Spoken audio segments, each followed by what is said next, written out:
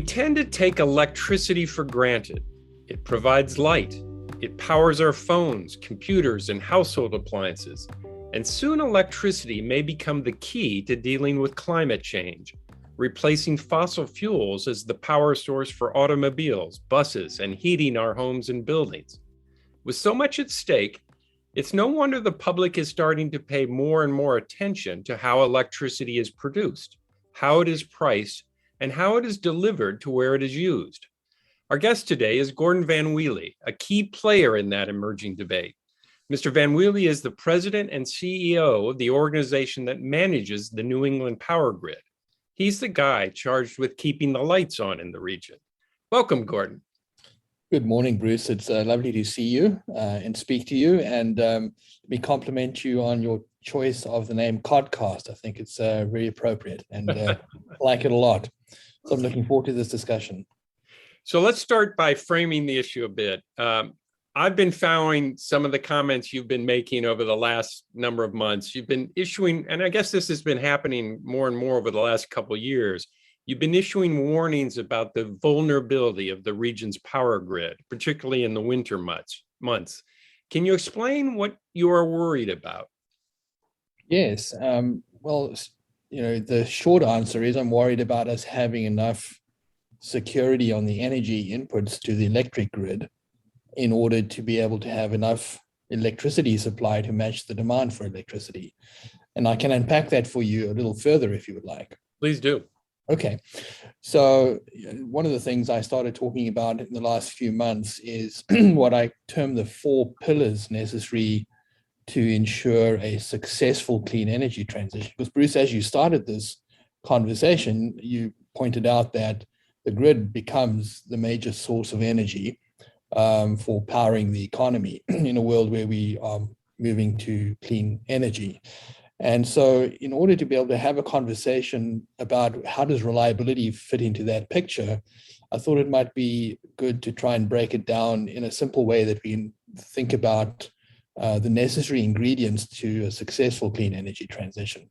So the grid's a complicated thing, and the regulatory system around the grid is a complicated system. And so people often are bemused by it. But really, when you step away from it, the grid is a collection of wires tied to machines that convert input sources of energy into electricity. So that's actually, in some ways, pretty simple. And if you think about that for a moment, if we are going to power our economy using clean energy, which comes from the wind or solar power, and that's going to power the bulk or produce the bulk of the electricity. So those weather inputs are going to go into machines that produce electricity. We all know that the weather is unpredictable. And so if you think about maintaining a reliable system, you have to have some other predictable source of energy input into the electric grid in order to balance that variability from the sun and the wind. That just sort of stands to reason, right? Right. And the problem we have in New England is that we don't have a very predictable input source into the electric grid at certain times, particularly during the winter time when the gas pipelines are constrained. So that's a problem. And I think the other thing that I've been saying more recently is that we need to have some store of energy that we can call on for extended periods. When we encounter a situation like the winter doldrums, and where there's no wind, there's very little sun, and it could be cold, and we could end up having a few outages on the system as well.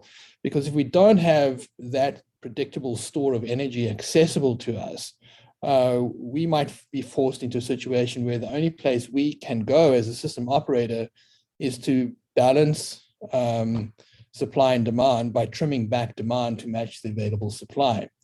And so just to come back to this idea of the 4 pillars, I've said there's really 4 things we need to do in order to ensure a successful clean energy transition. And if we don't have each of these pillars be strong, then the whole system is weak. So the first pillar is enough renewable energy in order to power the economy. And that means adding a lot more renewable energy. The second pillar is the transmission. to both interconnect that renewable energy, but also to be able to move it around the region. And we've been doing studies that show that the demand for electricity is going to double or treble over the next 3 decades. So that means we're going to add a lot of renewables and a lot of transmission in order to scale the system up. The third pillar is we need to have enough balancing energy resources. These are resources that can be called on at a moment's notice to be able to supply the balancing energy, balancing electricity into the electric markets. And of course, they need an input energy source in order to be converted into electricity, which takes me to the fourth pillar, which is we need some form of energy reserve in the region. So those things are all, to me, fundamentally important if we're going to make the clean energy transition be successful.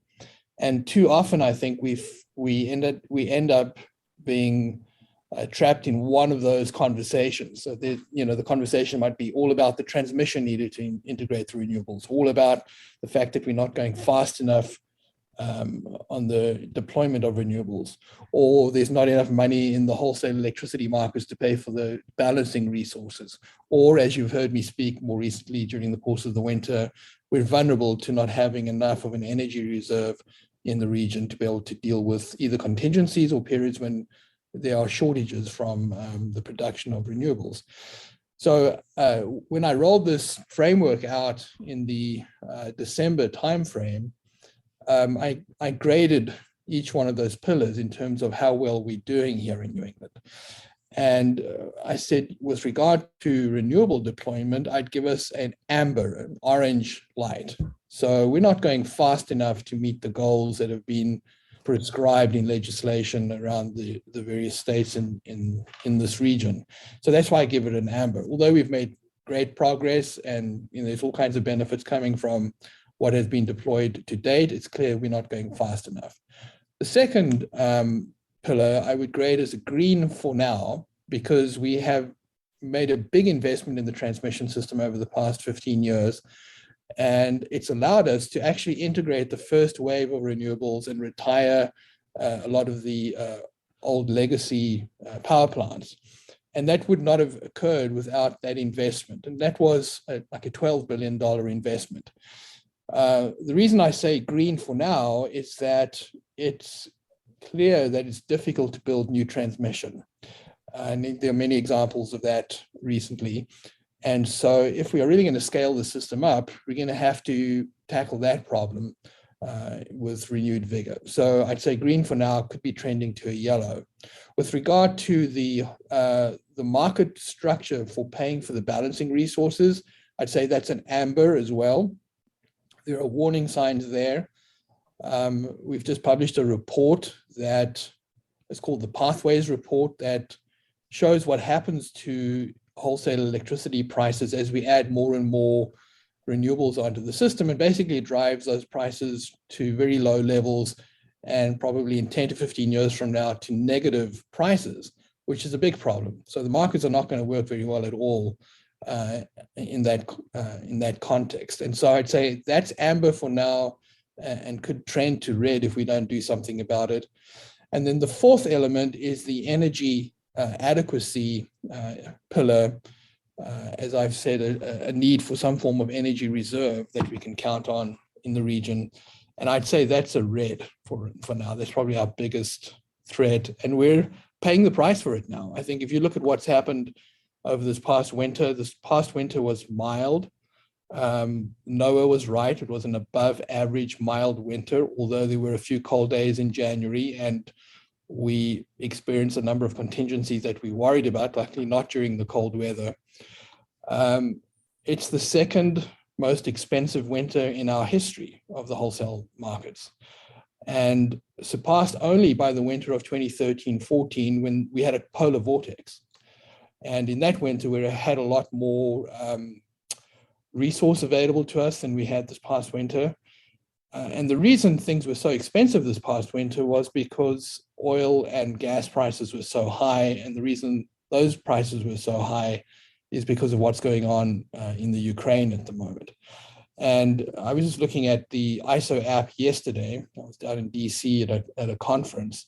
And on a spring day, we have low demand conditions in the spring. Normally, it was a sunny day, so there was a fair amount of solar on the system and wind, and yet prices were running in the $450 per megawatt hour range. And that's because of the price of gas. And if you look at the forward prices right now on gas, they're very high for the coming winter. And that's because this region has tied itself to global LNG prices. And, so I think it's not only a reliability concern, I think it's also it's an economic concern for the region.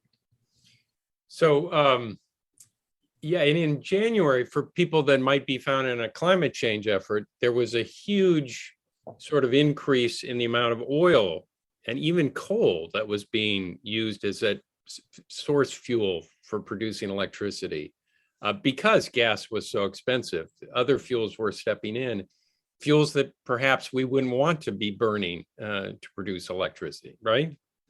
That's correct. So if you think, there are two forms of oil that we use. In addition, there's one remaining coal-fired power plant in the region.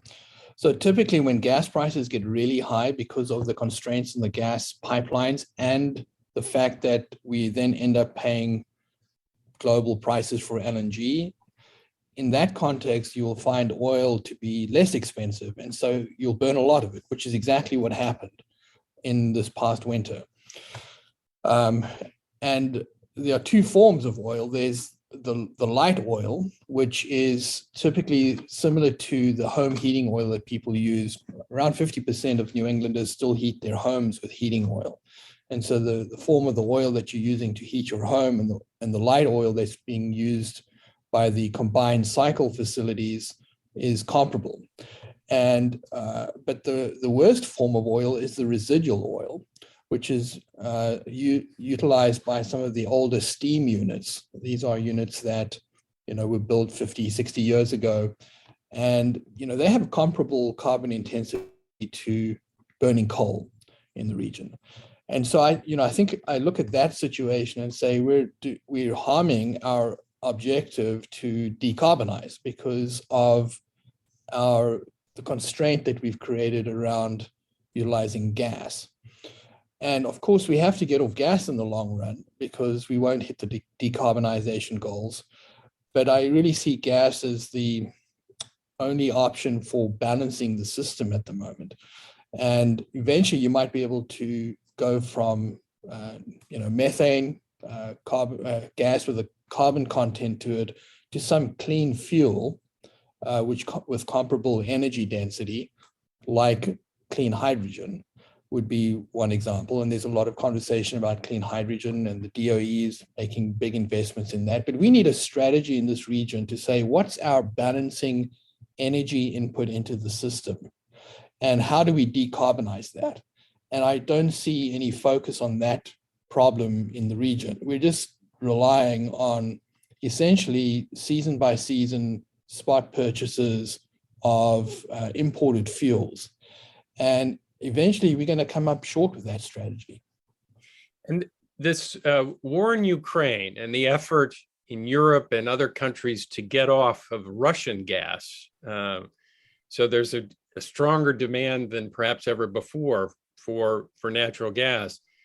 How does that play out here in New England? Because I know we've gotten LNG from Russia in the past, maybe not that much, I'm not sure, but is there a concern that this problem could worsen because of this war and the effort to wean off of Russian gas?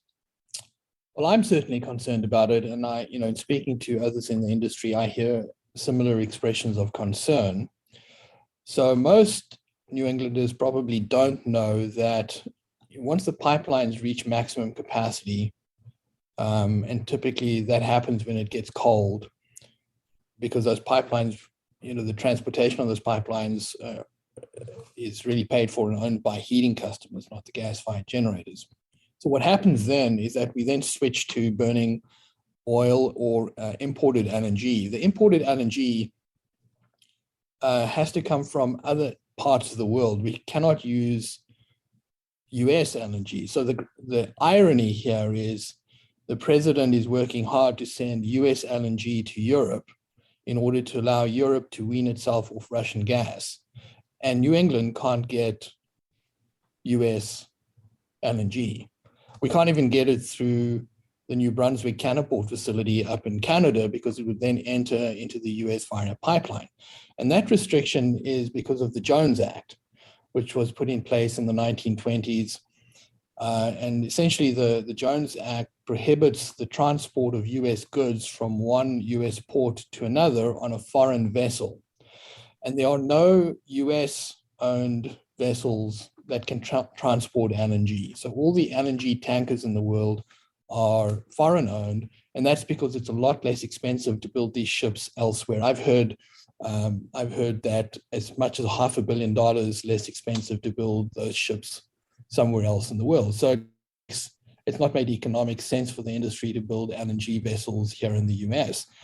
And so we end up with this situation where New England ends up importing from other parts of the world. So sources have included Qatar in the past, but Qatar is no longer a major source of LNG for us in New England.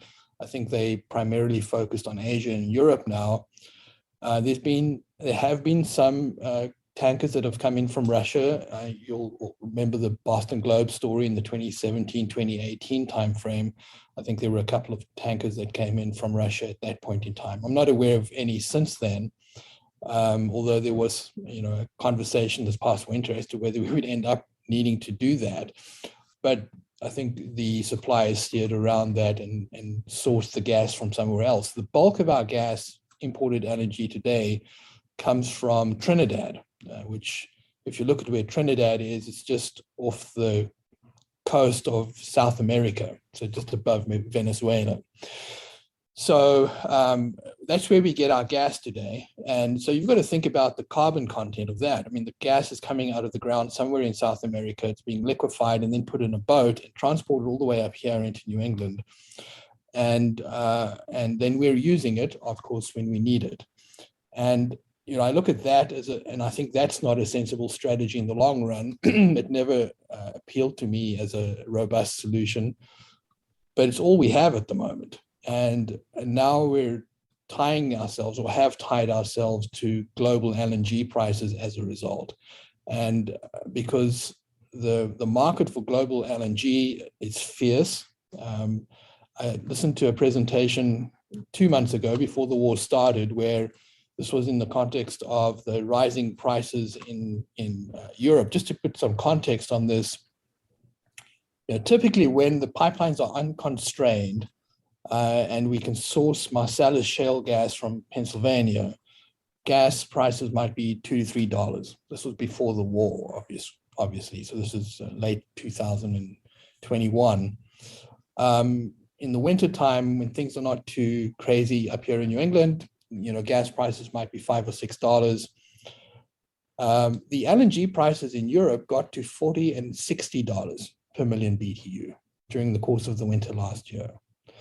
And so when you create that context, you understand why suddenly it's more economic to utilize oil in order to generate electricity. And everything that we're seeing at the moment indicates the forwards for next winter are going to stay very high because, of course, Europe is trying to wean itself off Russian gas. It can only do so by importing more LNG. And the presentation I listened to said that the demand for LNG in Asia is basically inelastic. Korea, Japan, China have entered into long-term contracts for LNG to supply that fuel to their economies. The swing demand on the system is Europe. And Europe has just swung up in a very big way and will probably stay up for a long time to come. And so that's going to put upward pressure on LNG prices, and it's going to impact energy costs here in New England for some time to come. So I think it's a big economic problem for us as a region. And furthermore, if we can't source the fuel when we need it, it may become a reliability problem. And so it does worry me. Let me ask you about something else that is a bit hard for a lot of us to follow. It's the minimum offer price rule. Oh, This has generated a lot of controversy lately because your organization was supportive of, I believe, this is what I've read, of phasing that out over a period of time, and then changed its mind. And talk a little bit about what it does and why that happened. yeah. So I wouldn't say we changed our mind, but I understand why some might think that.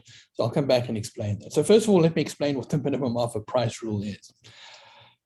So if you think, remember I said to you that there are these four pillars. The third pillar is having a wholesale market structure that provides sufficient revenues to balancing resources so that they can do their job. Embedded within that wholesale market structure are three markets: the energy market, the ancillary services market, and the capacity market. And the bulk of the money flows through the energy market. The ancillary services market really pays for special services in addition to providing energy. So it's more to do with sort of grid reliability issues. The capacity market essentially makes up the difference needed to pay for generators that don't run all the time. It's really, you can think about the capacity market as an insurance payment to make sure that there's enough generation capacity around to meet the peaks on the system, because on average, we're only needing something less than the peak demand. And so there's a lot of generation that basically sits idle for large portions of the year, but you need it when you are in the summer peak or in the winter peak. So these markets are all based on the marginal price needed to provide that reliability service. And so when you have a market that is just consists of merchant generation, where the only revenue source are the revenues in those wholesale electricity markets, then you can get the right price coming out of that market structure. But then if what you do is you insert into that market resources that are getting a side payment somewhere, and in this case, a side payment through state contracts, for example, you create a price distortion in the market, and you end up reducing the amount of revenue available to be available to the merchant resources who only survive on revenues in the wholesale market. And so in order to correct that price distortion, we put in place a system. It was the minimum offer price rule plus something called Casper, which was a substitution auction for people who wanted to buy their way into the capacity market, to try and create some price protection against this entry of subsidized resource into the market. And that was a very controversial conversation. The problem one has here in terms of these markets is dealing with subsidies essentially that come from outside of the market. And we see that all the time. And there's big conversations in the US as to, why are there no more producers of solar panels in the US? Well, because the solar panel producers in China get subsidized by the Chinese government, and they can undercut all the US producers of solar panels. So it's a comparable problem and a very hard problem to solve from a market design perspective. And at the federal level, we try and compensate for these things with tariffs and so forth. And so what the MOPR was a mechanism to try and produce some price certainty for investors that were not receiving price side payments. It didn't work very well for a variety of reasons. I don't need to unpack that now. But suffice to say, we agreed to take it out because ultimately the states were concerned that if we didn't do that, there would, in the long run, be an inefficiency created where the resources that they were signing up for through state contracts would end up incrementally being a bit more expensive because they would be precluded from entering into this capacity market. The minimum offer price rule really was a way for the market monitor to look at the payments being received by a project to make sure that they weren't receiving a subsidy. And if they were receiving a subsidy, you would strip out the subsidy and reset their offer to a higher price. That was really what it was doing. So by agreeing to take out the price protection in the capacity market, you then have to have another way of sort of dealing with that. And that's another complicated discussion. Maybe we can talk about that in a whole separate podcast. But we agreed to take it out. And of course, one of the reasons we agreed was not only because of the states saying they wanted us to take it out, but also our federal regulator in the form of Chairman Glick making it very clear that he wanted us to take it out. So now the problem is, how do you go about taking it out? Do you take it out in one fell swoop, or do you try and phase it out? And so here I'll use another analogy. The Federal Reserve sees inflation and says, we've got to do something about interest rates to try and mitigate inflation. So they tell us, we think we need to get the interest rate up to roughly 3%. But what they tell the market is we'll do that in 0.25% or 0.5% hikes over a period of time. They don't shock the system by saying we're going from 0 to 3% in one decision. And really, if you can think about the transition that we ultimately brought forward after it emerged in the stakeholder process, it does that. It basically feathers in a certain amount of additional renewable entry into the capacity market over a 2-year period and eventually eliminates it. But it gives the marketplace some certainty and allows them to get their house in order as we go through that transition, and you reduce the shock to the system. The numbers we came up with in that context were done in consultation with the New England state regulators, and they looked at it carefully in the sense that they wanted to make sure we weren't going to sort of become a barrier to some of the big projects they were signing up for. And so the renewable exemption that was agreed to during that couple of year period is such that it's going to allow a good 2,000 megawatts of nameplate capacity to come through the system. And from everything we're seeing, that's not going to create a massive impediment to the new entry of renewable resources during that period of time. So the reaction, I think, that everybody had to this, varied depending on your economic position in the marketplace. So those that were merchant investors liked it because it gave them some certainty. Those that were afraid that somehow if we didn't take it out right away, that it would never go away, reacted negatively and said, on balance, we would much prefer a instant removal of the minimum offer price rule rather than a 2-year phase out. But of course, the folks that are thinking about it from that perspective, of thinking about it from the perspective of their economic interests as well, and we're looking at it from the perspective of saying, what's the deliberate, measured approach to removing this feature from the marketplace in a way that we don't create an instability in the market that would then result in other problems. And so, I think you're going to get these different reactions to what we did, depending on your vantage point and the lens you're looking through, whether you're looking at the world through a reliability lens, whether you're looking at it through the world of the economics of one project or another. Hopefully that helped unpack that. I don't know whether I've made it more complicated for you with that explanation. No, I think I follow it generally pretty well, but the one thing that always confuses me is if, say, Massachusetts signs a contract with an offshore wind producer. Yes. And ratepayers in Massachusetts agree to pay for the cost of that project. Why would it be a hindrance if, why do they need to get into this capacity market? Because it means more money for them, but they've already got their projects paid for by ratepayers separately from that market. I can see why you'd like to have everybody in the same marketplace, but why pay them more when they've already been paid, basically? Well, I think that's a good question,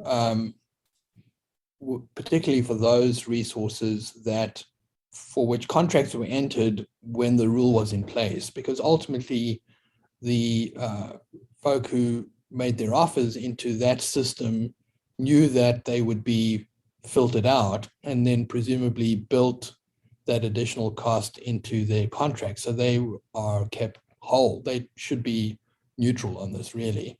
Well, probably not neutral, because if somebody's going to offer you more money, that would be a good outcome. You could view that as a windfall, perhaps. But I think the concern really is if these projects, let's say the offshore wind projects, have some capacity value, and they do, how do you capture that capacity value in the PPA that you sign? So actually looking forward, if you could know that you get access to those revenues, you would presumably lower your price for the PPA. It would look less expensive. So the cost of the power purchase agreement would drop by some increment, because the developer knows they can count on getting access to a revenue stream in the capacity market. So when you look at it narrowly from the perspective of that particular project and that developer and that PPA, that's a win for that project. It might be a net problem for the market as a whole, because you've actually